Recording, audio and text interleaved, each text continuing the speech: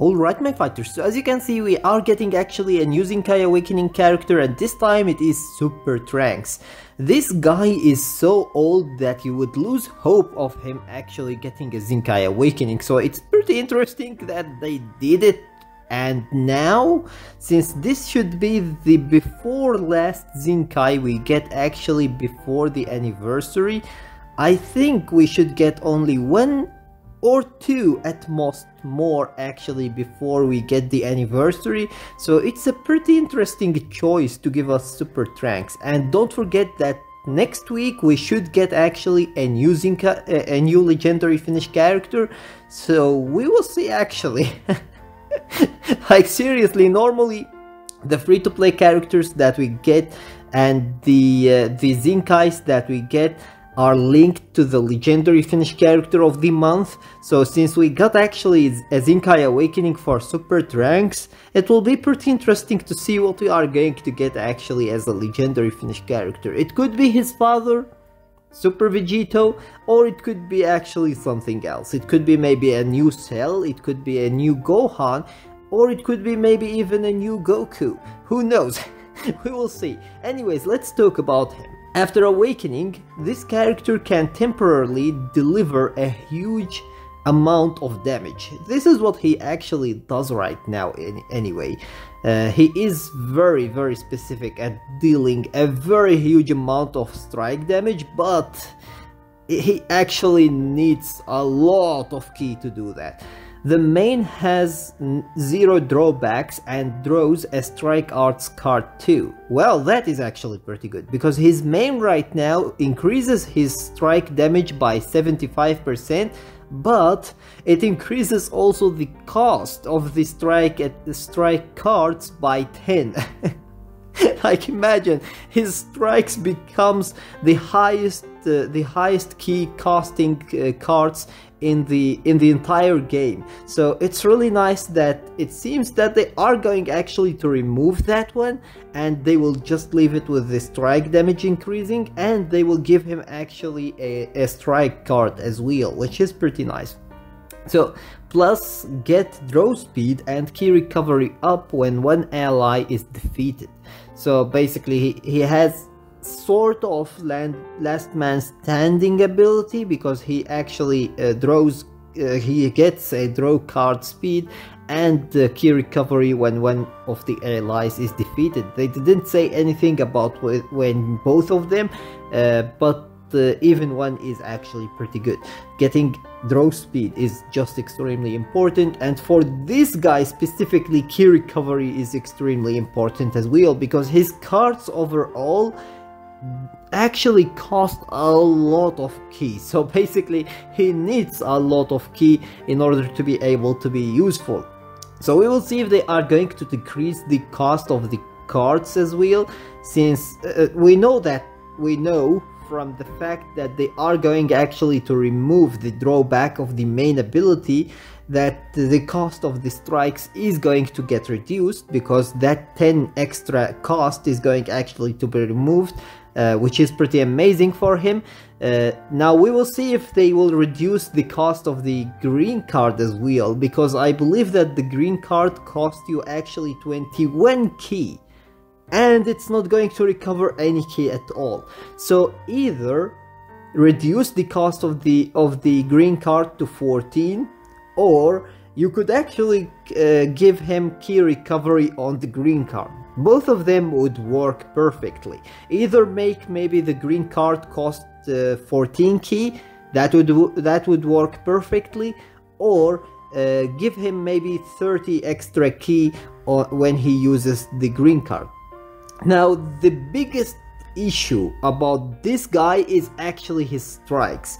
And why his strikes? Well, his strikes just straight up has actually 5% chance of inflicting feint.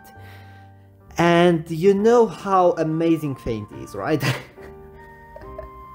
You know how enjoyable Feint is. He just has 5% he has actually 5% chance of inflicting Feint on his strike. No matter if he used any cards before it or not. He's not like Jiren, you need to use actually a green card and then use a strike card. No, he just has it on his strike card as an extra ability. So this is actually a pretty crazy ability to have. It could make or break the whole match actually. And on his green card he gains actually extra 10% for inflicting Feint. Extra 10%. So that makes it actually 15%. If 5% wasn't enough for you, this is 15%. This is basically making it, if I am not mistaken, it was actually for 10 timer counts. Hopefully they don't increase it, because that is going to be really discouraging to face him. Like seriously, if they make it 15% inflicting damage for example 20 timer counts, it's just going to be really ugly. Like seriously, leave it at 10 timer counts, please. Don't touch that one. Don't even increase it, don't even increase the timer count of it, just leave it as it is. It's more than enough. Like seriously, it's just more than enough. 15% chance of inflicting Feint is actually pretty much one Feint per 6 or 7 cards.